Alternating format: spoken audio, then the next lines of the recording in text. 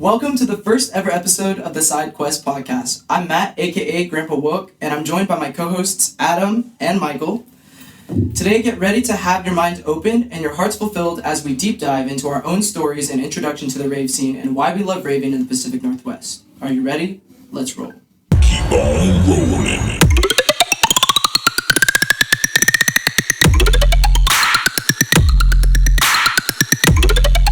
Hello everyone, we are so excited to kickstart this huge project because, as you may not know a lot about us, this episode will be a way for you, as listeners, to get to know us. So, let's start to talk about why we rave. I guess I can go first. For me, raving is like a key part of my life, and I've been doing it for about 4.5 years now.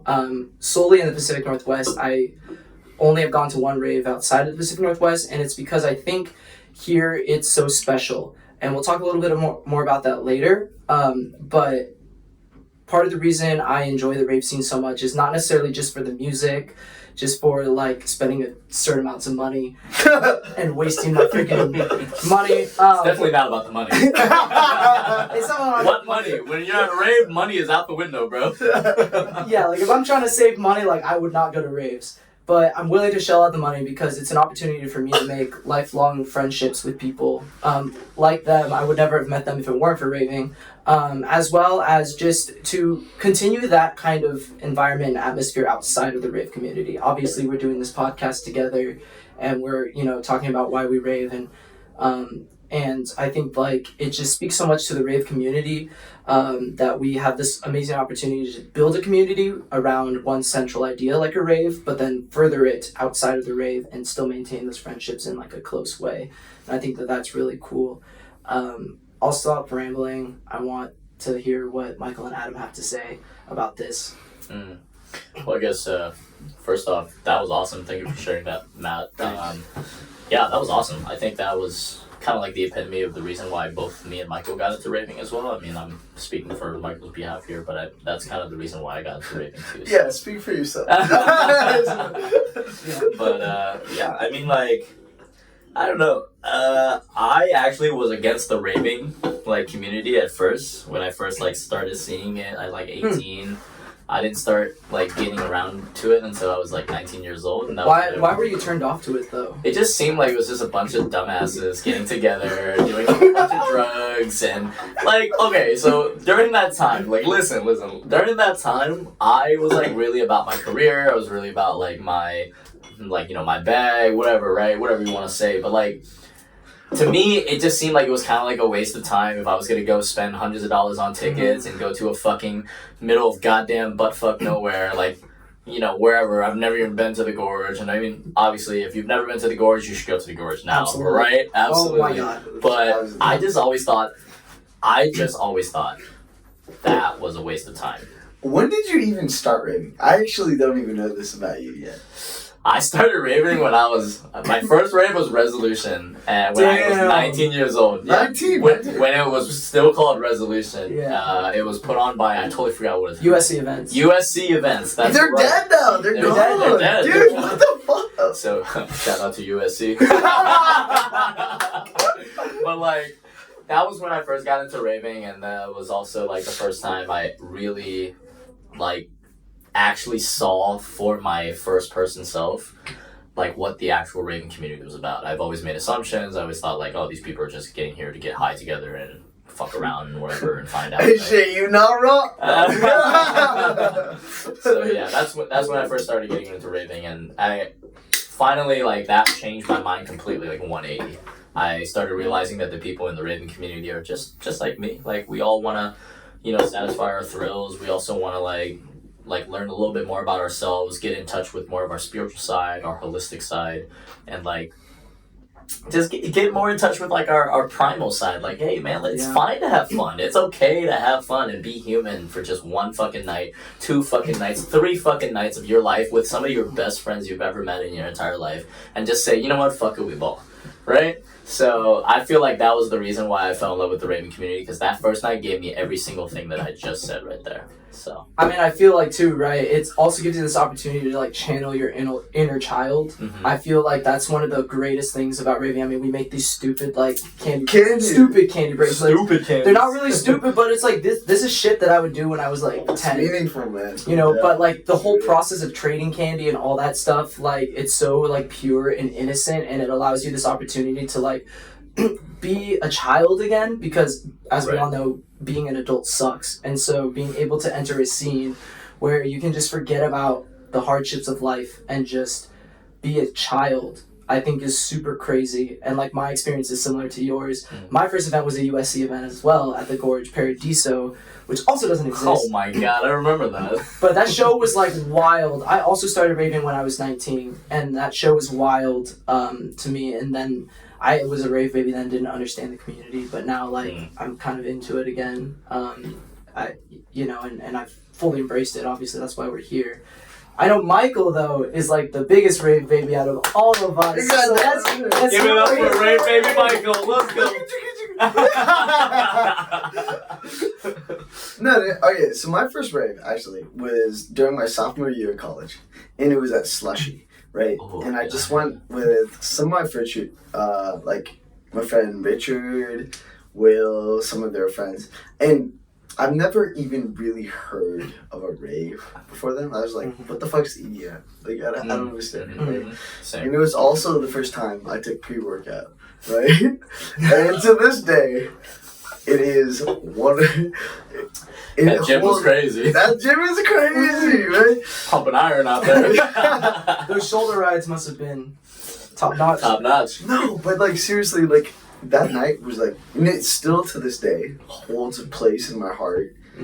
Like just the people that I went with, and I was young in college. I didn't really know these people too well, right? Like not years and years of experience, like with my friends from hometown, but from that, we all just clicked, right? And it was just like, and we hanged out with each other almost like me and Rich, we hanged out with each other every day, and like I stopped raving. Like it was just my first rave, and I didn't like.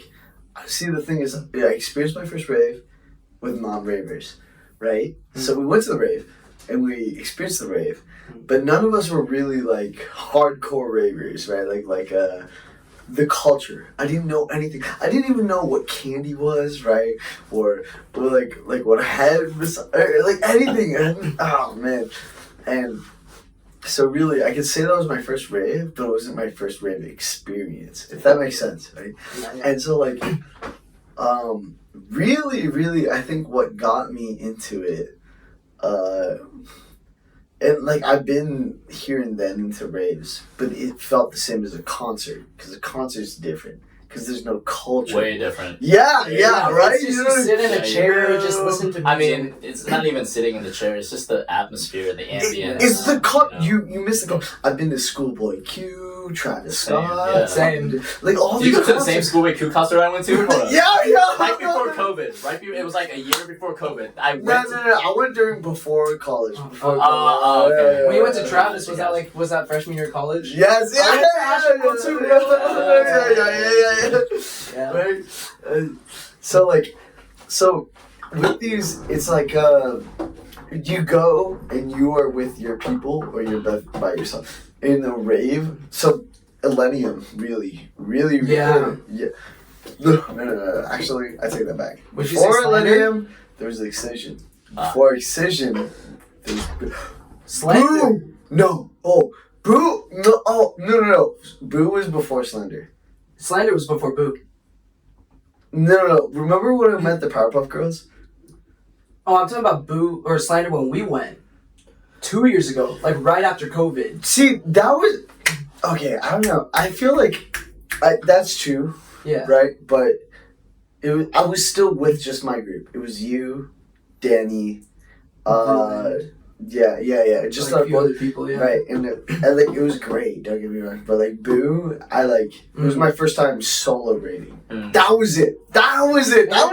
You're talking about Boo from 2020. Last year, 22, right? Yes. Yeah. So I'm a baby. I'm a baby, bro. I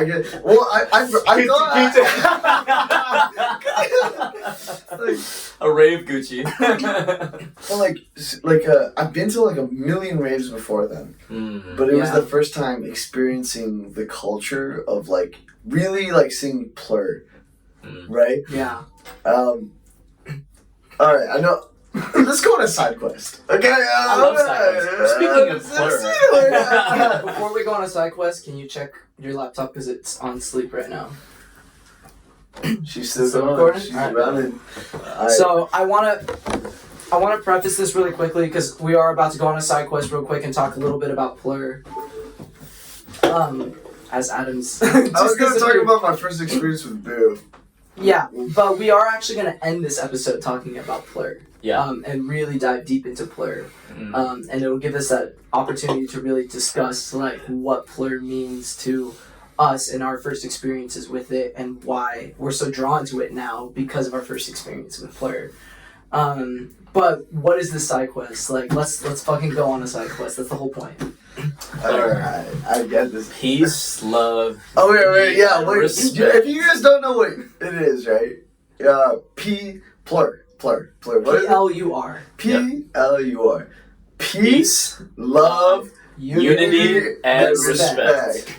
Right? There's also a silent R that we don't often talk about that stands for responsibility. So if you go to shows and you want to have a good time with things that elevate your experience, that's what that second R is for. Yeah. If you need the pre-workouts and all that stuff, completely understandable, completely fine. But Just be responsible, because responsible. there's a lot of people back at home waiting for you to get home. There's a lot of people that are at your campsite waiting for you to get back to the campsite. There's a lot of people in your hotel room waiting for you to get back to the hotel room. So always practice the silent R, because the silent R, I don't know, it just doesn't mean we want you to go silent that night. You know what I mean? So that's beautiful. You know what I mean? Like, we just gotta make sure we all come back together, because no matter how many side quests you go on, you always come back to the main quest too. Yeah. He just homie just spitting poetry right there. But the reality too is, coming from the rave dad's perspective, if you don't practice the second R, like, it makes me also, as rave dad, where that's my responsibility, not have a fun time because I'm spending all my time taking care of someone. So if you can just be self-sufficient and take care of yourself, do things responsibly, like that's Plur in and of itself, because that just helps everybody else so we can all have a great time together. And all of us sitting in this room will never deny that we've never had an enhanced experience at a show. Like, that's part of raving. There's no way we can enhance that. I know, Michael's like, And what are you talking about? You guys enhanced your experience? I've had this really cool grind of going on raves sober for the past, like, I want to say 4 raves, including no alcohol, no weed, no anything. And it's been a super fun time. But I understand, enhancing is fun. And it also makes side quests a lot more fun when you're a little bit, you're not all there. And so I get that. It's fun to get lost sometimes. It is. Lost in the sauce. That's right. Anyways, Michael's going to talk about your first... Your Plur. No. This is really what fucking set me on, like... I mean, like... I've always loved, like, going to raves, right? And solo raving and shit. But... It was like this night, I think it was because of the people I met. And they don't even maybe understand nowadays, right? Essentially, they were my OG rave fan. But it was at Boo, right? Okay. And can I spec that? I mean, so I was at this Boo, so I'm like curious about like... Because I didn't really hang out. I had a rave bay at the time, so I was like... Am I alone in the world?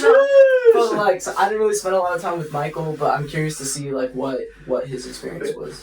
So I was at a little intermission there. He needed Oh wait, nicotine. can I smack that? We all want to smack it. Let's smack something. Oh, That's just gas. Yeah, right? Sorry, go Michael. Go. We're on a side quest for real. Alright. Real side quest. So, Dude, so I went with my fraternity and a bunch of people that they weren't like brought, right? And it was the first time that I purchased a rave ticket to Boo. It's like a festival, really, for Halloween in Seattle, right? Yeah. Shout out to Boo. Shout out to Boo. Shout out to Boo. Shout out to Insomniac. Yeah. Love you, Insomniac. Yeah, We love you. yeah. But and I originally planned to go by myself, but then I got hit up from Matt. You know, hey, come with our group. Come with, you know. Yeah, we adopted you. Yeah, and literally it was like the first time experiencing a rave fam, first time experiencing candy, first time being introduced really to Plur. Because before that, I kind of treated all raves like A concert. all a concert. Yeah, exactly, right? And so I was, we all went to the base stage, but the base stage was they had 3 stages at Boo, okay, right? One's main stage, super gas. One is the base stage, right? And then one is the house stage. Like most festivals have that, right? Yeah. And we went to the base stage, but I really wasn't vibing with the music. I wasn't deep enough in my rave career, right? You didn't like dubstep. Yeah. I like dubstep, don't get me wrong, but like I didn't like the venue. I didn't like the stage. It was the part, and I was like in my head I was like, dude, you know what? You guys really, I love you guys. Enjoy yourself. I want to go experience, because my original thought, experience this shit by myself anyways, right? Yeah. So I went downstairs, right? To solo rave, right? Yeah. Not abandoned, but yes, abandoned, right? My people, and just like go by myself. I went on a side quest. Yeah. I went on a side quest. Yeah, right? yeah. Right. And so, but I went down to the main stage, and the music was just like, holy shit, this is drawing me. This is like what I need to get. Yeah. Right? So I said, hey guys, I'll be back. I promise I won't get lost. I won't be gone forever. But I gotta go. Right? Yeah. And then, like, if you love them, let them go. Let them go. Right? And so I went there, and I met these 3 little Asian girls, right, that happened to be like, come with us. Typical Asian rave baby. Yeah. Rave baby. No. And then, yo. RZA, Jimbo, Katy Beatty, yo. And it was like, fucking, we all left from the top stage because we were just not feeling it. But they were originally part of our group, and I was like, holy fucking shit, like, do we just want to rip together? We went to the pit, went to main stage, and like, just there, I don't know, it was like, just like a phenomenal time just raving with them. And that's when I really learned through that night, like, people came to me, right, because like, people don't do this at concerts, right? They don't go to you and they don't be like, hey, let's try I like your vibe. Yeah. Yes, exactly. They don't do that shit. Yeah. And I was like, what is happening? What is this culture? What is like, I don't know. It was just like, because like, at concerts, people are just doing their own thing with their own group. They don't want, right? And I went by myself out in the wilderness. Right? The wilderness of people. And everybody, it felt so welcoming anywhere I went. It felt like I never had to leave my group to belong. That was pretty cool.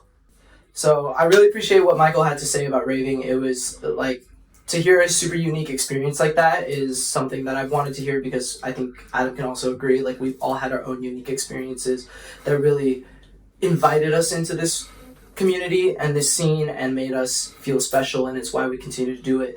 But I really want to focus on the Pacific Northwest rave scene. And I don't know if you guys, obviously you probably haven't, I don't know if you have been outside of the Pacific Northwest or to shows outside of the PNW.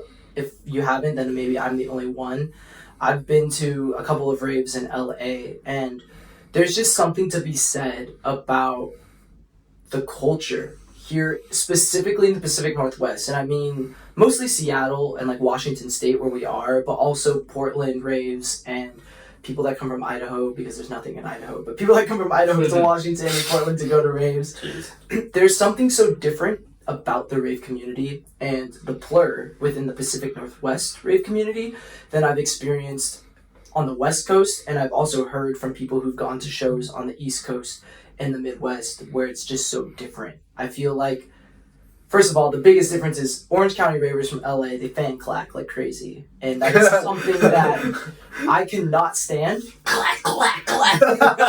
Like, if you're just standing in the pit and you got some dude next to you, like behind you, just clacking, and you're just like, bro, you're not even on beat. Like, come on.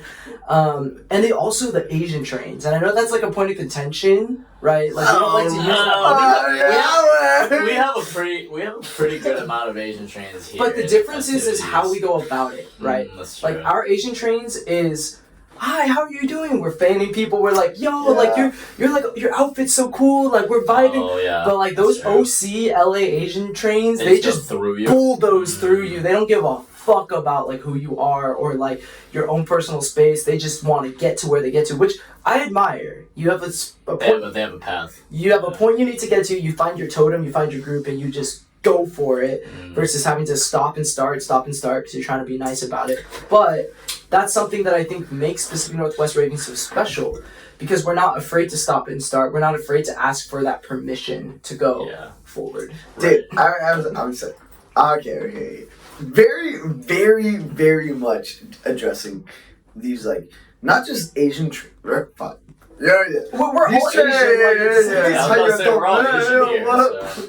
Dude, just in case you guys don't know, Matt is Japanese, Michael is Vietnamese, and I am Thai. So I'm also half Chinese. I'm actually full Nigerian. Where's my boy Paul? We gotta bring him on. No. Oh my god. Okay. But like, seriously. So, from this, not just in like SoCal, right? Because LA is not all like SoCal. SoCal's a different breed. Okay, right? Fair. But like, it's like, just in general, okay? There is a difference between pushing through, right? And then I've been able to get to rail every single rave I've ever been to. I know this full well. I was there for him one time. Yeah. We're gonna queue like a bunch of fucking photos. I'd be in every single rave. You guys are gonna get to see. He's been at rail so many times. No, pictures with all the artists and all that. Yeah. But the thing is, right?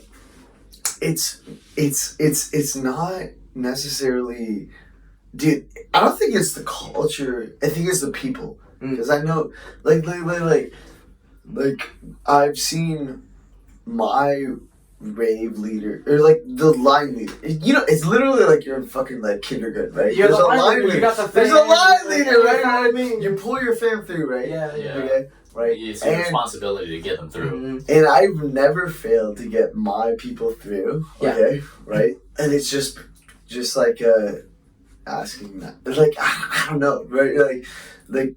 Finding the right people to ask, one, because some people aren't there, like, for... I agree. You gotta be able to judge, like, which path you're supposed to take, because there's places where there's already space, and they're not even gonna care that you already went through them, but there's also, like, places where they're all bunched up together, like, they're almost on each other's fucking, like, ass. Yeah. They are. Obviously, we're not going through that motherfucker, because, like, he's... too far gone. Yeah. She's holding him up, so obviously we can't go through this line right here. So I will say too, really quickly to compliment, like he got us, and this motherfucker got caked by Steve Aoki. Let's fucking go. Like he pushed through, like we were vibing in the back of the pit, and then all of a sudden we just started moving, and I was like, where the fuck is Michael going? He pushes through, and then the next thing I know, we get to the spot. Not even like 20 seconds in. Boom! Covered in frosting, and I feel bad because they caked you because there's and another person that was with us, but there was a totem right behind us because it was their birthday. They wanted to get caked, and you guys stole the spotlight. That's crazy. But like maybe that wasn't very plur of us. But like I'm just saying, he was just trying to pass through, man. Yeah. I didn't even know, dude. I'll tell you what, my brother cried. I don't even think he planned that. No, dude. half the people that were with me literally were like, "Oh my god, I do not want to get kicked." And I said, "Yeah, that's fine. Don't follow." I said, Speak for yourself. Speak for yourself. Did I stutter?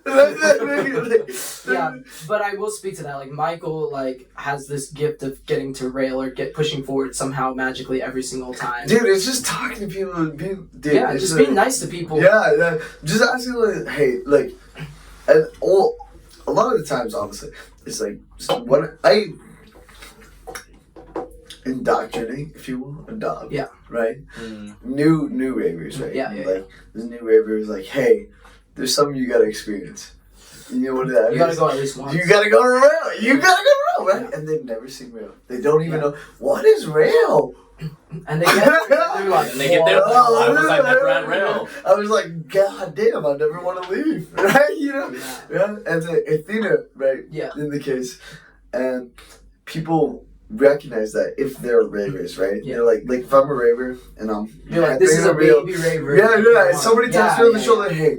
My little sister, right? My girl, she's never hit rail. And I was like, dude, say less. Say less. Say Exactly. less. Say And less. I hop off. I let him take it. I let him, because it brings so much joy for That's older such an ravers amazing to like see newer Giving them that ravers. experience. Oh, Yeah, exactly. Creating new experiences. Shout out Mortal Events. Shout out to Wubs. Shout out to Wubs. We'll talk about that a little bit later. But like to Michael's point, right? Like we all were drawn to the rave community and rave scene because we had that cool experience, and so it's now our responsibility and job to provide that cool experience to new people in the right way. Right way. Bars. I know Adam has to go, but I really want. Sorry, side questers. I'm going on my own side quest, but I shall be back. Adam's going on a side quest and coming back on the main quest. That's right. But I do want very quickly to hear his perspective of how you felt about the Pacific Northwest raving, and then we can take our shot break. But you know, I don't know if I have any, relevant things to say on that perspective, only because I've only raved in the Pacific Northwest. So I've only gone to shows in, Washington and all that stuff. So and every single show, I gotta say, like, they all are freaking amazing. Just top-notch production, top-notch conscious crew. By the way, shout out conscious crew. By the way, shout out to all the people that are in the medical tent. Not the people that are in the medical tent. Shout out for the people saving the people in the medical tent. That's what I'm trying to say. Yeah. Shout out to all the staff, the security, the entries, the bouncers, all of them. Shout out to all the workers, the sanitation workers. Every time I go to a rave, it is a production, which is, what we really hope to gain out of this side quest podcast ourselves. And, obviously, again, I'm just going to plug this again, but me and Michael and Cameron, we have our, promoting business, our, events business called Immortal Events, shout out, right? And, we want to give that experience to all of the ravers of the Pacific Northwest and so forth, right? So I can't really say or differentiate between like ravers and raving in the Pacific Northwest versus anywhere else, because I've never had the experience to go anywhere else. And I feel like the reason maybe because I only want to rave in the Pacific Northwest for now. I feel like that's maybe where I belong in terms of raving. Like I loved, going to Beyond. I've loved going to Bass Canyon. I loved going to, like different shows of artists like Millennium, Slander. Even small local shows like Midas and stuff like that, right? Like that was awesome. Like these guys put on a show. These DJs really put in the work. I've even gone to like K-pop night in Seattle, and DJ Yuki is like DJ Yuki is a DJ. She works very hard and she does really awesome mixes. 100%. She throws in New Jeans in there, so I love that. Let's go New Jeans, shout out. And like, I don't know, the Pacific Northwest does really like ring, like, pull on my heartstrings and ring a bell to me. So I feel like once I start to experience raves outside of this state and outside of this Pacific Northwest, I can give more of an experience or more of a take on this certain topic. So that's awesome. I really resonate with that. And like they teased Immortal Events. I will do another teaser, and it's going to be a super cool feature. Episode 3, we already have it planned out. Ravery is going to be joining us on the podcast. Yes, let's go. Shout out Ravery. So they have their own promotion company. I work with a local promotion company called Ravery, and we just recently hosted Dubscribe for his first ever headline show in Seattle, and it was absolutely amazing, and it promoted local artist talent as well, local DJs and everything. So it was a super cool experience. So it'd be really cool to have them on our podcast, and you guys just shoot the shit. Oh yeah. You know, you can ask all the questions you want. Call me a cowboy, gunslinger, baby. Yeah, quite literally. Someone cute gunslinger on my stream. But quite literally, like, you guys can ask all the questions you want, right? Like, what does it take to put on a full-scale production? Because Ravery goes above and beyond. I mean, if you were at, which you guys weren't, but if you were at that Halloween rave, like, they went nuts. From the lanterns, the decorations, the lighting, everything was crazy to us. And then the last part is, like, it's just this unique experience to get to really be a part of a promotion industry in the Pacific Northwest to promote Pacific Northwest artists. So I think that's really cool. So stay tuned for episode 3. I'm super excited for that. I know Adam's got to go. We're going to take our shot break, and then he is going to go, and he'll be back. I'll be back. Don't worry. It's only a side quest, y'all. Yeah, only a side quest. All right, thanks, guys. It's only a side quest. Welcome back to the Side Quest podcast. After a brief break, we are going to make this a tradition on the show where we will take a shot in between portions of the show. So we are here taking our celebratory shot. It is also a premiere episode, so we're super excited for that. And while on his side quest, Adam found a wild Pokemon and brought one of our homies, Zach, with us. He's, we've all raved with you at some point. He's going to be a welcome addition to the show and possibly our full featured guest on our second episode, so stay tuned for that. And to all of you guys who know Zach, you're going to want to watch that episode and the end of this one. That's right. Tune in. Alrighty, let's get this shot over with so we can get the ball rolling again. Okay, let's go. Cheers.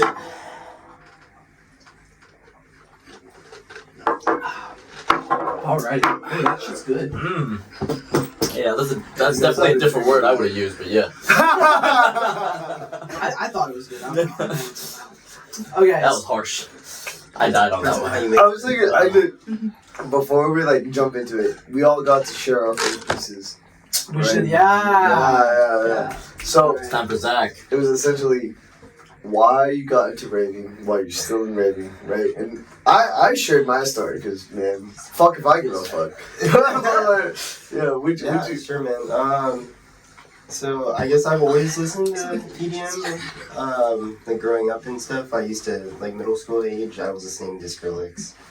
Every Call of Duty edit had some kind of EDM in it, whether you shoot or not. And then like slowly, like, oh yeah, I used to listen to this when I was younger. And then more recently, I had a friend invite me to Res last year, and that was, I guess, my first like official first rave. That was like with the community. And then from there, I just started going super hard. And, probably close to like over 30 shows this year and like 5 festivals. So Jesus Christ. Still going strong. Cap it out at the end of the year at Decadence and Cyclops Dome, and then we'll see what next year has. Nice. I want to pause right there, perfect cut. You need to step in a few inches maybe closer. A little bit closer. Yeah. Mike's right up here. Okay. Right. I just want to say 30 plus shows. That is insane to me because I've never done that in 1 year whatsoever. I have them all listed out too, like in my Radiate bio has all the shows and stuff. Jeez. I also want to say something because we also shared a little bit about like why raving specifically in like the Pacific Northwest is special to us. And you, out of all of us, have been to probably the most shows outside of the Pacific Northwest. I know you've been to Ultra, you're going to Decadence, like all these different things. And so I'm curious to see, in your opinion, do you think the Pacific Northwest scene is different in a good way, special in a good way, or do you think that maybe other places do it better than us? And we're talking about in terms of the community, the culture, plur, whatever. We're curious to hear what your perspective on that is because we've not really left the West Coast. Yeah, I would say in general, you'll find little pockets and communities of ravers everywhere. I just think that in the Northwest, there's like a super high concentration of people that like more bass music than anything else, as compared to other places that I've been. Ultra was kind of a one-off festival in the sense that it's more international, so you get a different kind of crowd there than you would at like a standard festival in the United States, because people fly in from literally like all around the world. Like I met so many people from other countries, and that was really cool. I think bass music has. I got a question. Why was it really cool? Like you said, it's different. It's just interesting to see like a wider variety of people, and that the fact that people fly like thousands of miles to just come to one festival. Yeah, that's true. That's true. Yeah. Okay. Ultra in like Belgium and all that stuff, right? Yeah. So how does it differ then? What, why is it like? I heard it was a lot different over there on like the European front. You get a different just like a different crowd dynamic. Like I'm so used to going to bass shows and having that crowd there, but you have different genres. So like every genre I feel like has its own crowd type associated with it. Like even though with that beer, right? Like there's at the different stages. Yeah, between the different stages, like I was at one of the stages on the side, like a smaller one. Everyone's just like vibing and like just bobbing their heads, and then you get like the bass stage where people are going super hard, and then you have main where it's like a little bit mixed and honestly just packed because everyone wants to see headliners. Yeah, that's true. So I mean, even stage to stage, it varied a lot. So like, is it true over there in the European front, those people don't dress up, they don't exchange candy, they don't like do? No, most of the international people that you would see would maybe dress up or like wear whatever their artist gear that they like, but definitely no candy. I wore a lot the first day, and then like as I went through Ultra, I like slowly dialed it back because it was just like not super common. Interesting. That's crazy. Yeah, I mean, candy culture is something that's, I think, really big and specific to the United States. And I think, honestly, that's something that I like, that, like, what I mentioned earlier in the podcast about, like, being your inner child. I think that's something that I like about raving is that, making these candy bracelets and trading them with people, it's something that's, like, I mean, Taylor Swift started doing that, all the Swifties. Yeah. So it's, like, it gives you this opportunity to channel, like, your inner child and really just make connections that way too. It's in the reality, it's a friendship bracelets. I mean, when we would make these when we were younger, they were friendship bracelets, and so you're making new friends every time you trade a candy. It could be someone that you meet for the first time or someone that you may already know. And I think that that's something super special about the United States rave scene. But going back to kind of like what we were mentioning, because you've been to Ultra in Miami, you've been to, you're going to Decadence, you're going to other shows, you've been to other shows across the U.S. I've only been to Hard Summer in L.A. And I was kind of sharing a little bit how like LA rave culture is, in my opinion, different than the Pacific Northwest rave culture, and I wouldn't say necessarily for the better. So I'm just curious to see if there is something genuinely special about what it's like out here when you go to shows at the Gorge or the Tacoma Dome or shows in Portland. What's so different and what makes it even more special than other places? Yeah, I think that in general, the people that I've met in the Northwest so far are just, I mean, there's passionate people everywhere, but again, there's just a higher concentration of people that like are super, super. They're like, they don't go to raves, they're ravers. I go like occasionally, it's like every weekend. Or like, anytime an artist rolls through the city that, that you like, I mean, like for me, like all summer I was like, dropped the hat. I was like, oh yeah, you guys want to go tomorrow? Like, let's do it. Dude, are you gonna fucking crank that? Yes, you are. Yes, you are. Tickets bought. I got you. No, I want to. I saw part of his set at Ultra. Dude, Ultra was. You have to. We're going to just go Otterford on Saturday though. Oh, that's a good show. Just go Otterford. That's a good show. Everybody's going to. Yo. It's at Newhouse. I think I want to go home this weekend. I gotta see my mom. I can't wait. We're going to Crank That, so I mean, I think we're going to Crank That and like Subtronics. Like that be the It's funny because I told myself I was going to take like a 2.5 week break from rave. But now, that's not gonna happen. Now somehow these two. That's what we said like 18 weekends ago. These two fuckers somehow convinced me to Crank That with them. They're like, it's a business expense. It's a business expense. It's for the podcast. It's for the podcast. on! We gotta make bigger. We want to go over there and just like interview some people and just get some dope photos with the ravers. And totally not just to like go see Greg Dad. I'm like, Oh, no. Why would we do that? It's just like a side quest. That's a side quest. That's a side quest. Seeing Craig Dad is a side quest. That's crazy. I'd love to share real quick. When I went to Europe, right, for like the 2 months, we went to a bunch of clubs. We never went to like a particular rave hosted by like one artist. One artist, yeah. And everywhere in Europe, they always played EDM, right? But there was none of like, I would almost say it's like the same here in Seattle at least. Going to fucking Rhino Room or Q, They just right? mainstream. They play rave music, but the culture is so fucking icky wicky, bro. Ooh, it's like icky wicky sicky, bro. I get what he's saying. The culture is different. Yeah, Culture it's is different, like, dude. like, okay, in Europe, like literally, we would go with the hostels, right? The hostels would have like groups. We had bar crawls or like whatever, right? And the moment we stepped into a club, right, immediately the girls would be like, "Oh my God, you're mine!" Boom, swoop, and I was like. That shit would never happen in America, right? I don't know, it's just like fucking, and like, it's just like. It's just different. It's just different. It's just different. It's a different vibe. It's a different vibe. Yeah. Culturally, it's just a different place, and like, I don't know. You guys saw that one TikTok of them. They're like the UK ravers. Yeah. They're calling us like pussy. And they're like, they're calling us weird or like just calling us like complete fucking psychos or something. They're like, what the fuck is that candy shit? Like, just do more K. And I'm like, what the. It's like that's more psycho than making candy. Yeah, okay, sure. Yo, Jimmy, pull it up on the TV. We don't have TV. We'll put it up. We'll put the TikTok up for you guys so you guys can see it. But we'll put it somewhere right here on the video. Yeah, we'll block out Michael's face. I get a shot. America, this is how we rave in the UK. Let's go. Americans, you need to stop fucking up the music. What did you do to dubstep? Why did you do that to dubstep? Stop it with fucking with bracelets and that, alright? Get some gummies down you. Dear America, if you really want to rave like the British, do some ketamine and grow some balls.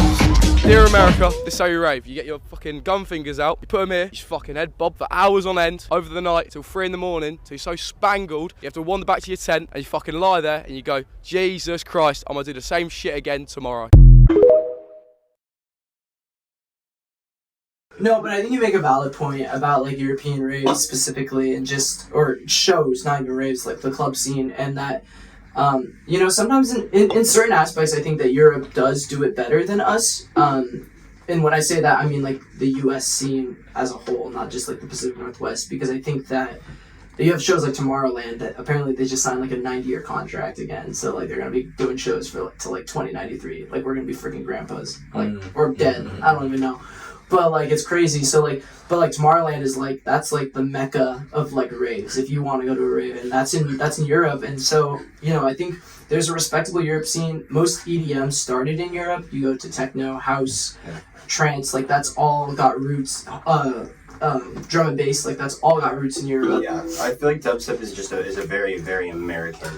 Michael would love the drum and bass. Yeah. You love the drum. Michael would love to go to Printworks in the UK. The new one. Printworks. What is their new one in the IKEA? They just remodeled it. You know what? That's so funny. I just saw this poll. Entire IKEA. I saw that. It's called drum floors. Yeah, that's what it's called. So cool. There's this, I don't know if you guys just saw, but there's this poll that came out for the top 10 like clubs in the entire world, and Printworks I think ranked like in the top 10. So, and I think like they specialize in more of like the drum and bass. Yeah, scene. I mean there's I feel like if we go there, dude, that's Michael would never leave. Yeah. Michael would be like, one more song. Bro, you said that 18 songs. I haven't gone to the other stage yet. They have like 3 different like Yeah. sections and like a There's rooftop other and, like, stages? it's- Yeah. Yeah. That's like a straight up Crazy. rave scene. Yeah. Yeah. I mean, I say rest in peace because Printworks doesn't. Printworks looked super cool. It looked super cool, and it's sad that they're converting it now to office spaces. But now they have that IKEA, so Yeah. you know they got another space, another spot that they can do these kick-ass raves. I mean, Dimension and Subfocus had a back-to-back, and that set was crazy. Like even people who don't like drum and bass, like they were watching that set and they were like, "Whoa, what the hell?"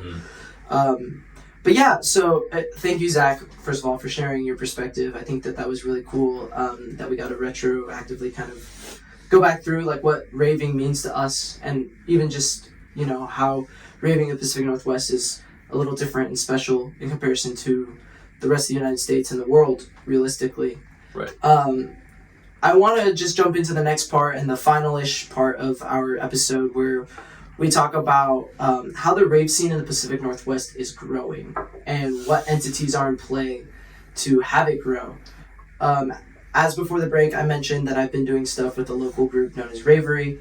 They do vending, they do a lot of other cool things, but the most cool thing that we've done recently was on Halloween. We hosted, and I say we because I work with them, we hosted a rave for Dubscribe to come to Seattle for his first headline US show. And if you don't know who Dubscribe is, he's one of what I would call Excision's proteges, as I'm repping Excision right here. And So what's my motherfucking name? it's such a good song. I love that song so bad. But and Dubscribe dropped it at the Halloween rave. But yeah, so he signed it to Subsidia Records, which is Excision's record label, and he comes from Japan. And it was his first ever US headline. It was really cool to be a part of that. It was really cool to be on stage during his set. Yeah, let's pull up some footage of Matt. Yeah, Oh. me and my Tanjiro kimono just Let's fucking go. on stage is fucking crazy. And just getting to meet him, I had like a one-on-one conversation with him. It was super cool to hear his perspective about like what the rave scene is like. The dubstep scene, sorry, not the rave scene, but the dubstep scene is like in America versus like Japan even. But the coolest thing I think was not only did we bring Dubscribe, but we were able to elevate local artists with him. We have a local artist here in Seattle known as Kirineko, and he honestly deserves to be like way higher up in terms of popularity than what he is right now. And I think it was really cool that him and Dubscribe are now friends. So like Dubscribe, when he goes up, kind of bring Kirineko up with him. And I hope to have Kirineko on the show at some point, so that'd be really cool. That'd be kind of like a situation like, Knock 2 and ISOXO Exactly. type of deal. And Exactly. shout out to ISOXO and Knock 2 because Knock 2, love you, bro. And ISOXO, fuck yeah, I love that you guys are best friends and came up together. We pulled Michael's nice little picture with Yeah. with Matt, too. Michael got a really dope Yeah, video. dude, I got Knock 2. Knock 2 was like right there, No, and yeah, like yeah, so he like hugged Knock 2. and I took should a have just video. picked him up and put him in my pocket. No, yeah, so the show ended, right? And we're all just kind of standing around, and he literally, like, beelined it for us. Like, he came around the rail and just straight to, like, our group. And that was it. And then he like, took pictures and, like, And then said he hi and he loved dipped. We'll link the video, man. Yeah, we'll just put the video, We'll link the video. pictures, whatever you need. But like that, yeah. It was really cool. And that goes back to Michael always getting rail somehow. So, but yeah, so like it's Real warrior, bro. exactly. And for us, or maybe just me, I can't speak for Adam and Michael, but like I'm really proud of like my Asian identity, and so to see artists like Noctu and ISOXO, who are both Asian, like come up on the up and up together, it really inspires me to see something similar with Dubscribe and Kirineko. They're both artists, they're both Japanese, kind of elevating each other in the local scene. And Seattle's a great place for Japanese artists because we love Japanese people out here. All Asian I feel like artists. most in Asian general. artists Yeah, in Asian general. artists in general. Most Asian artists, but I feel like the Japanese community in Seattle is It is very strong. It's very big. Yeah. Yeah, bigger Japanese than community in anywhere. Seattle Yeah, is Yeah, it's extremely large. extremely solidified in here. So to have artists like Dubscribe, who comes literally from Tokyo, and then artists like Kirineko, who moved from Japan to Seattle and is just pursuing their dream of producing music, I think it's really cool that in this event we were able to promote local talent as well as bring, like, I wouldn't say Dubscribe's like headliner material, right? He still is, signed to Excision's label and making a name for himself. But I mean, he's played Lost Lands, he's played Bass Canyon, he's been to all these shows. and performed at these festivals. And so I think it's really cool to have that kind of big talent come here and then promote smaller local talent. And not only was it Kirineko, we had a lot of other local DJs who have opened up for bigger artists. Recently, or actually tonight as we speak, Company is here in Seattle, and we have a couple of artists that played at the Ravery event that are opening for Company. So we have DJ Megatron and DJ Sinful. They're both from Seattle, and they're opening for Company tonight. So that's really cool that we got to have them for our own show. They did a back-to-back. It was a really good back-to-back too. Like, we have so much good talent that just continues to grow here. And the cool thing, as I teased in the beginning, is Ravery agreed to be in our 3rd episode. So we're going to get that opportunity to just talk promotion, talk PNW rave scene, talk whatever we want with them, and they're going to just be honest and give us a little bit of what it is. That being said, we have 2 up-and-coming promoters ourselves throwing shows out here in Seattle with their own organization. You guys, take it away. I'll shut up. Yeah, so I'll start off. Me, Adam, and our friend Cameron, we have a promoting company, event hosting company. Really, honestly, all we want to do is create experiences for people that are unforgettable, that people love. Because goddamn, we love that shit ourselves. So like, why wouldn't we want to spread that, you know? Yeah. And so, it's called Immortal Events. We'll link. Let's go Immortals. Our website, our Instagram, everything in there, and Immortal Events, right? Yeah. Because these goddamn memories don't die. That's right. Yeah. That's so Right. good. Yeah, I mean, this venture, I think we owe it a lot to, Michael fucking Lym here, because there's one thing that Michael does really well, which is create memories and, like, give people experiences that they're never going to forget, which, ever since I've met Michael, he's became one of my best friends. He's became, like, somebody that just challenges me to push my limits in raving, in partying, and everything else. And, I think Immortal Events is such a, like, good form of expression for us in terms of, like, giving everybody, like, something to look forward to, something to actually remember as soon as it's gone. Like, that's what we really want to, emphasize, in Immortal Events. We want to just make sure that everybody understands that all your memories are going to be precious. The only thing we have with us are memories. The only thing that we can really look forward to is creating memories with people that we care for, that we love. And that's exactly why we talk about Plur so much. This is exactly why the rave scene is so huge in the Pacific Northwest and, even beyond that, right? So Immortal Events is one of those things that is just our take in contributing to this giant jigsaw puzzle of the raving community. Because I think of it like this way, right? A jigsaw is not complete without every single piece. And we feel like Immortal Events is another piece of that giant picture. Yes. And the picture would not be complete without us part of it either. And we would not be complete without you guys part of Immortal Events. So That's super poetic, and that's like perfect for what I'm trying to go with this part of the show, where it's like my brother in Christ. Yeah, but we're talking about the rave scene specific, the rave community specific to the Pacific Northwest. And you're talking about this beautiful picture of, like, this jigsaw puzzle of the rave scene, which is ever growing. I mean, you've got groups like Ravery that are smaller, promoting local talent. You've got bigger groups like Midnight Freaks, White Rabbit Group, pulling... What Company tonight is a White Rabbit event. Yeah. Right. They recently brought Gengar and Ghastly out here. They Knock 2. They partnered with Lemonade Events to bring Knock 2 to the hangar out here at Magnuson. So, like, White Rabbit's an up and coming Lots of group. big artists are coming through Seattle and getting That's pushed right. by White Yeah, Rabbit, so exactly. We're just going to keep love to see growing. it. We're just going to keep moving. Exactly. Right? That's exactly what we do out here in the Pacific Northwest, is we keep growing and moving, right? And I think the Pacific Northwest is so cool as a hub for local talent. I think what I love about groups like Ravery, groups like White Rabbit Group, is they not only bring these big headliners out, but they also promote give local artists the chance to, like, take the stage and open for these bigger artists, so that Right. people who come to see these bigger artists get a little taste of what the Seattle EDM scene is like, and EDM artist scene is like with these up and coming individuals. I can't name like a lot of the people that played the Ravery show. They all played like silent disco at silent disco at Base Canyon, camping stage at Base Canyon. So they bring these smaller artists and really showcase that Pacific Northwest is this hub for growing talent. And with that, I would say right now, for the people that do see this, right, and artists or you're an artist yourself, okay, with Immortal events right now, up until the new year, right, everything we're hosting with a venue, probably like up to 150 to 100 to 150, like yes, everything, right, completely free.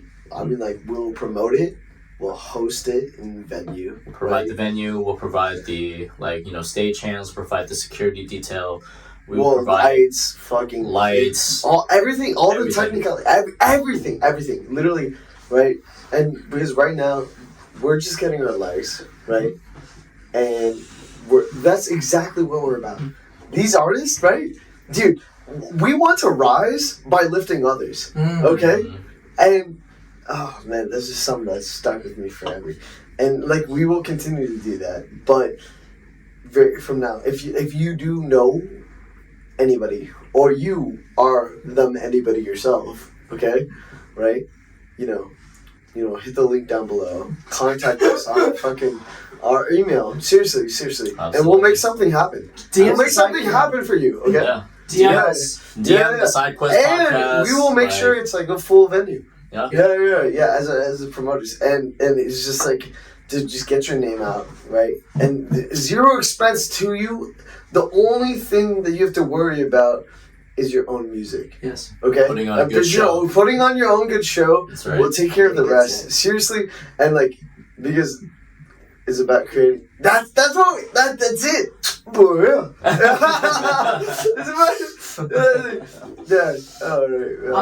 a piggyback off of that too, because I know for a fact we're gonna have a couple of local artists listening, people that are following our podcast because they either followed my Instagram account or one of you guys.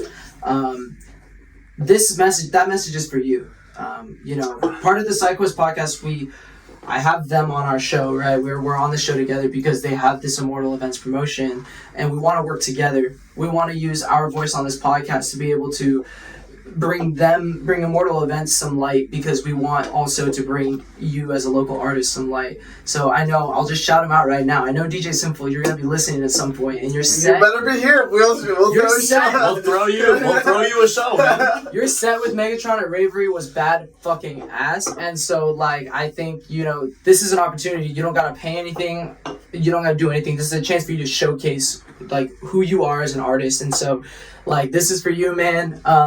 I'm honored to have taken the picture of you and Dubscribe together, so. But, this is for you and for any of your friends. I know you may already have big things because you're already opening for White Rabbit events, but this is another opportunity, and we would love to have you be a part of it, and possibly have you be a part of the podcast. No. You better. For real. Yeah. Why? That's wink.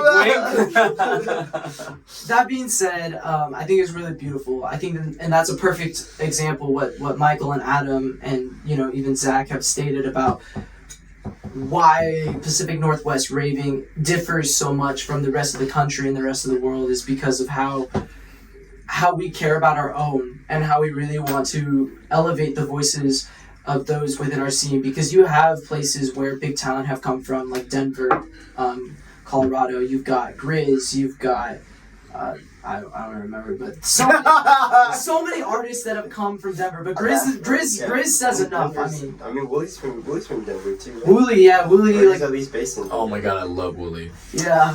What's my motherfucking?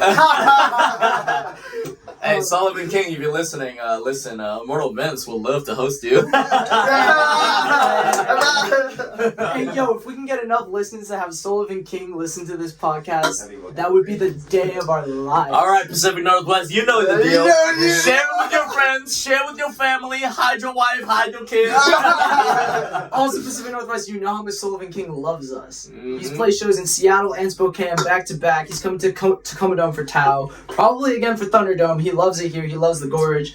He feels at home here. Like, make him feel at home. Like, let's get him listening at this. Like, He'll be here for Together as One too, right? Yeah, Tau. he Yeah. will. Yeah. I'll Hey, be there. let him I'll know. be there. I'll be there. He'll be there. Hey, you know what, Wooly?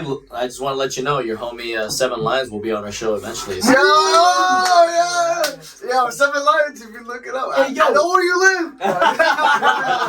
What would it take to get 7 Lions on the show? I mean, he is. I don't He know. lives in. He lives in Woodinville, right? He lives in Woodinville, yeah. You Like, guys don't have to say that. Oh. I mean, where does 7 Lions? Cut that out, cut that out, cut that out. I mean, low key, that is public knowledge. I was about to say, that's public knowledge, isn't We it? all know it, just like we know. You know what? this is- 7 Lions? 32 Northeast. Oh, shit. 7 Lion lives in Seattle somewhere. The Seattle area. The Seattle area. But he's from the Pacific Northwest. I So we mean, can't that have is his a own. song. All right, well, with That that, being said, yeah, we gotta kind of wrap it up. But I just wanted to end with two things. I wanted to end with maybe just one takeaway about how the rave community in the Pacific Northwest shapes our daily lives. Like, last remark. Like, Yeah.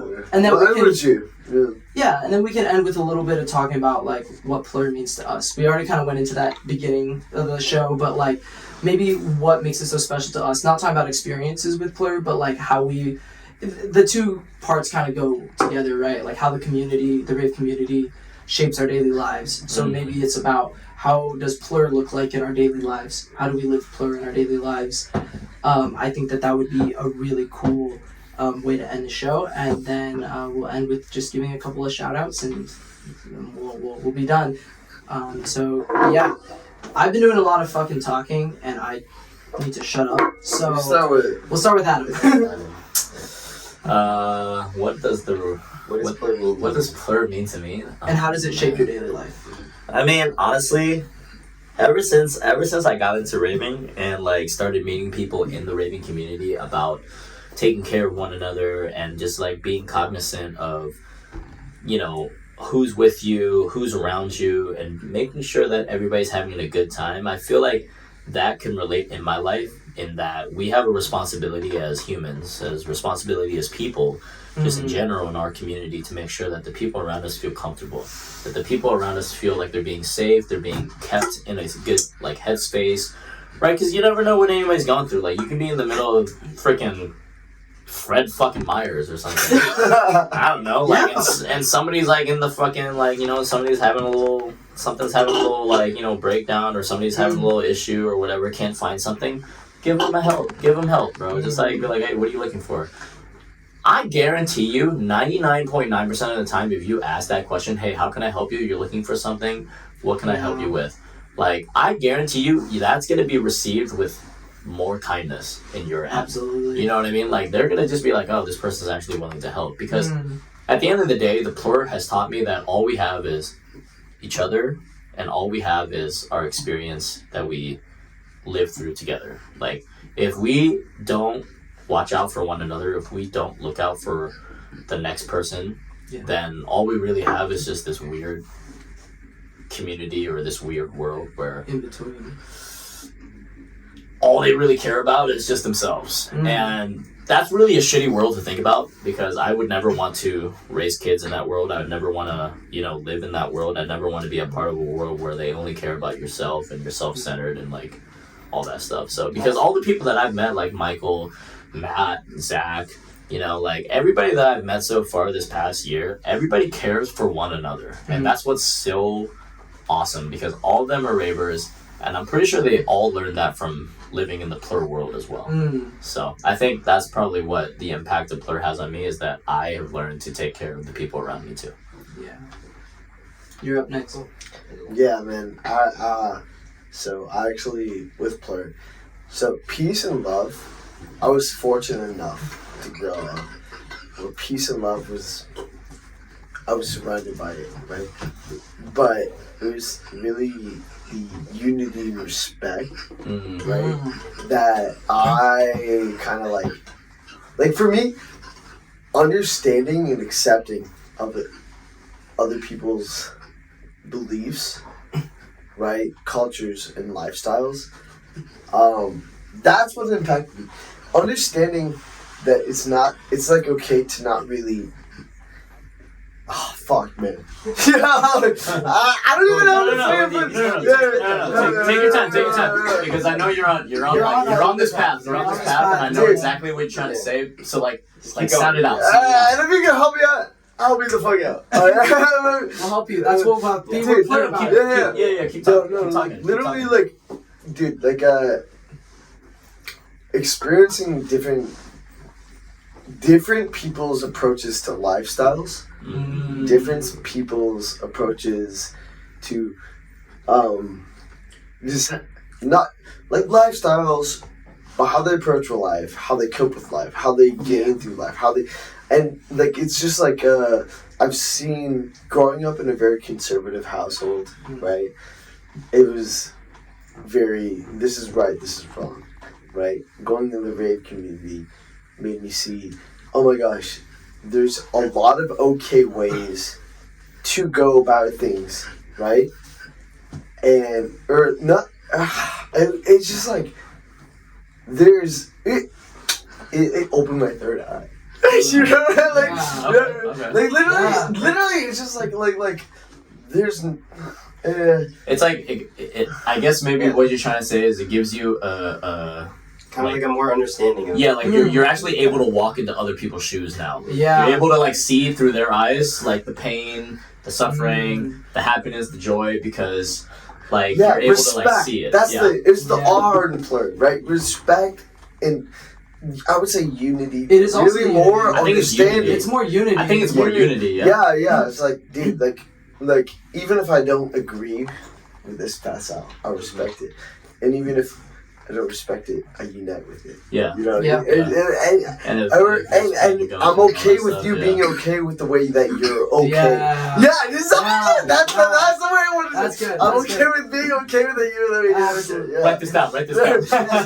All you guys listening, write it down. And then from that, it has changed myself. Really, like I've been like, okay, wait, I've seen the way that these people, right, and they're happy, they're successful, they're living their best life, and I haven't touched that aspect yet. Yeah. And it's made me explore and go and then explore and just choose for my after going into that sort of life or experiencing what they've experienced, been able to make my own decisions on like how I want to live. But I would never have been introduced from that. Maybe it's just being experienced more. And I think that's what the rave community does.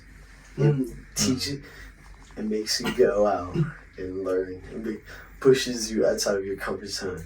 You know. Can I Facts. right before I pass it on?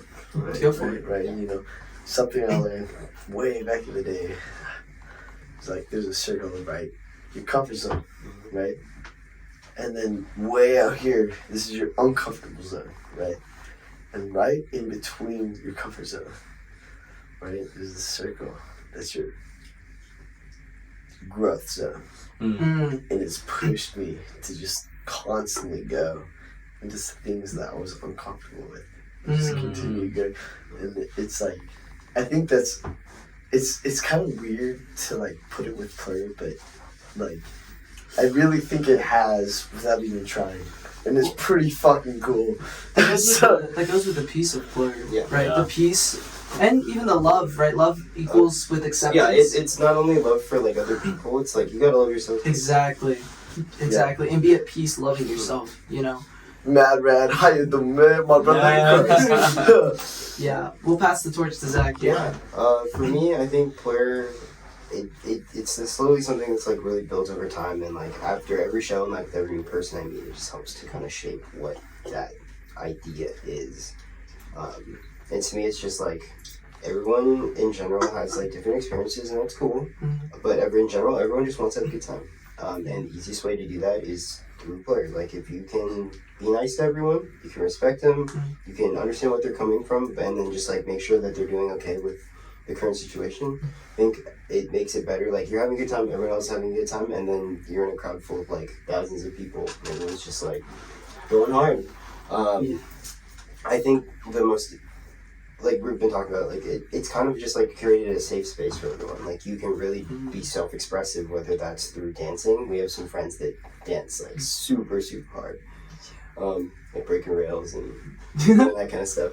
But also just like comfortable with your like self-image and like promoting the person that you are too. Like how you dress can be, you can wear whatever you want at a rave. Like you can, whether that's super coordinated, whether you're literally just wearing like a t-shirt. You guys wear anything at a rave? What? I was like, I just show up shirtless, bro. I just show up naked, bro. I got a Speedo on, I'm good to go. Yeah, it's hot in there, guys. The Speedo's like up here. I was about to say, the Speedo's for my nose. Yeah, it's just a space for people to be expressive, enjoy some super fun music, and like meet so many cool people. Like it's like all the people you meet, they're like, oh yeah, you can always just crash at my place, like whether they live halfway across the country or not. Exactly. It's like super open.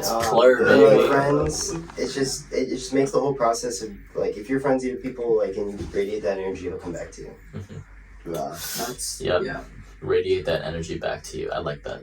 I think that's why the app for Radiate. Yeah, Radiate. It's called Radiate. I'm pretty sure that's the such same synopsis too. Such a beautiful name for that. Yeah.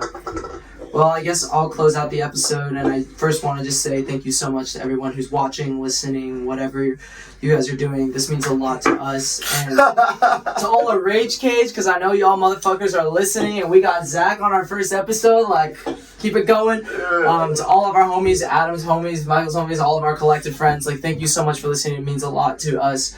And yeah, I'll go a little bit deep as well, because I feel like everybody else went a little deep. That's the only way she likes it. Fair, Jesus. He said Jesus. I was like, God damn.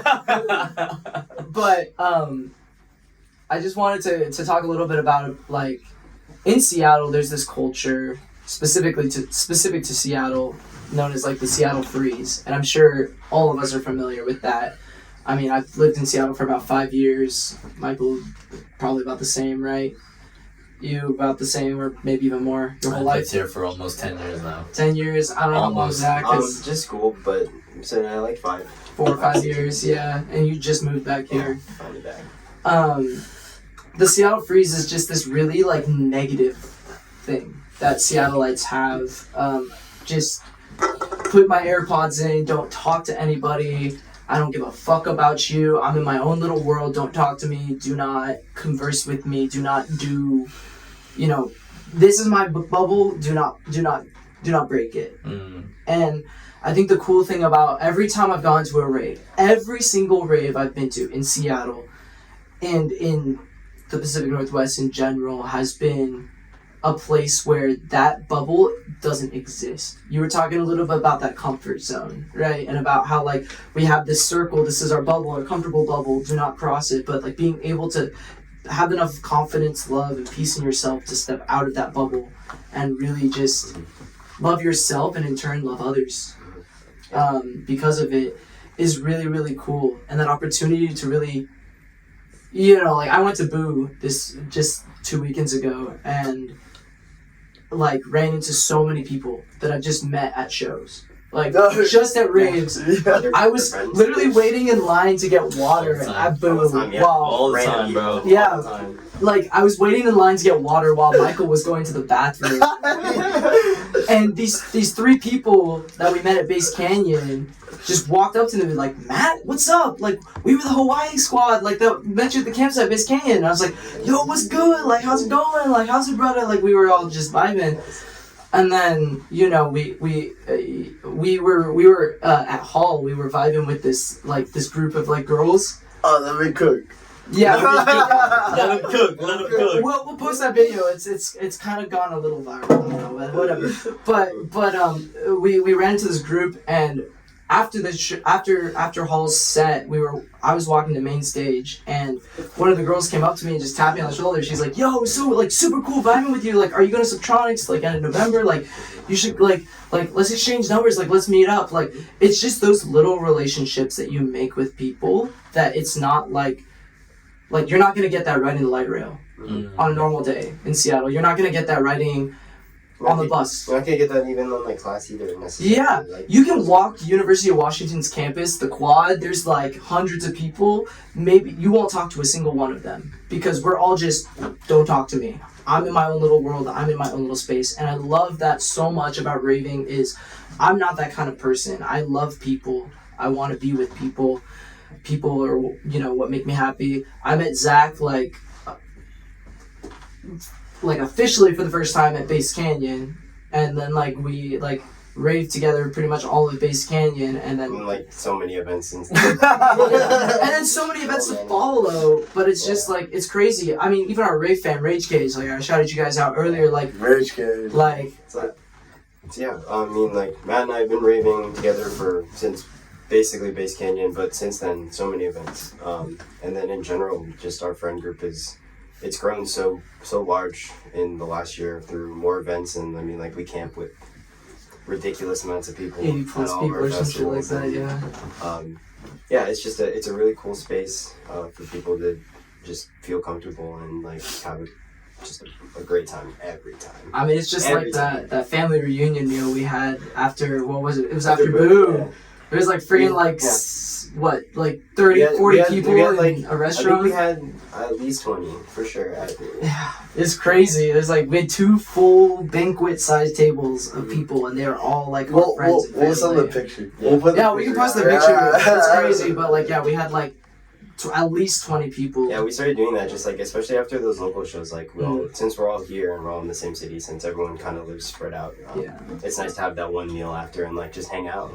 Those are the best things ever. Those are After going to Yeah. like Beyond, like Yeah. Base or Millennium, Yeah, we and all that. usually hit up that diner coming from It's the like- back okay. from the gorge. We go to Perkins every single. I love. Shout out to Perkins. We love you so much, bro. You guys have saved us from like the worst hangover, from the worst come down from pre-workout. Bro, I fucking love that place. First off, thank you to Natalia for being our server for like 3 times since we've been to the gorge. She has been awesome. By the way, Dylan has a crush on you. She thinks you're hot. And he's never gonna shoot his shot because he's a bitch. But oh my god, those fucking mimosas and fucking like breakfast food on like the end of any of those raves hits fucking different, man. smack, bro. It hits so Yeah, different. Rich Fucking Cage, smack. we hit Sachs Family Diner, Yep. in Ellensburg. I still haven't Place had is that gas. place. It's super. We've It's gone gas. so many times, and yeah, we go to Tai Tung usually after. Chai Tung's also a gas place. I should go to those. Yeah, I'm gonna have to hit those up. Yeah. But Come with us to after together as one, bro. Yeah, we'll do something Oh, for yeah, Town sure. probably. It's about Yeah, time we did- you come fucking Yeah, hang out we with did, Rage Cage with us. after New Year's last year, we It's did about Ethiopian time. food on the first You day. Hey, two we'll little be don't attending. fucking you gotta hang with the rave fam, bro. Yeah, We you roll gotta- you gotta deep, come bro. rave We with roll us. deep. Yeah. We'll be there. But that being said, like I just wanted to emphasize, like I think it's really cool that we can break this toxic culture that already exists in Seattle, and just, I mean, I've known Zach for less than a year, Adam for less than a year, Michael not less than a year, but like we were in the same frat. But like just all of those different things, and a lot of my friends that I've met now that I consider my close friends, I've known for like 3 months. Yeah. But like it doesn't feel like. But it doesn't feel like Like 3 it months. all, It feels like, you know, I've known them my whole life, and it's insane to me that that's something that is so special about raving in general. You just bond like. so It's much just a faster. bond that is almost unbreakable. Thank you again for joining us on the Side Quest podcast. Yes, thank you so My name much. is Adam fucking Nundi. This is Michael fucking Lym. This is Matt. Grandpa Wook. Grandpa Wook. And this is our boy Zach. Zacky Backy baby. I was kidding. Anyways, the last thing we gotta end this on is obviously everybody who knows us knows us. Michael fucking Lym, Adam fucking Nundi. Those are our names that all of our friends usually call us. However, we want to give this opportunity to the Side Quest listeners to give me and Michael nicknames so we can shout it out when we start our new episodes. So It's like I'm Grandpa Wook. We want to have something similar for Adam and Michael, just to kind of bond with you guys, and have like a special name that only you guys know, and only address them by. That being said, yes, thank you so much for watching. If this is on YouTube, go ahead and like and subscribe. I'm gonna bring out my former YouTube self. If this is on Spotify or any other streaming platform, just share it with your friends, especially your rave friends. We would love, and non-rave friends. Let me say that first of all. Non-rave friends, bring them into this culture. Amen. Let's educate them. Let's show them what we're about. Like, we love this so much. There's a reason we're doing this. So, thank you so much for tuning in. Thank you to Adam, Michael, Zach for all being here. This premiere has been long but fucking insane. amazing. It's been fun as shit. We're fun as fuck, actually. also drunk off our asses, but like, hey. Speak for yourself. I'm sober. But hey, thank you so much for tuning in, and stay tuned for the second episode. We got some two peeps in the audience today. Yeah, we have our audience. Our audience member was actually here the whole time listening to us, and yeah, Michael will turn the.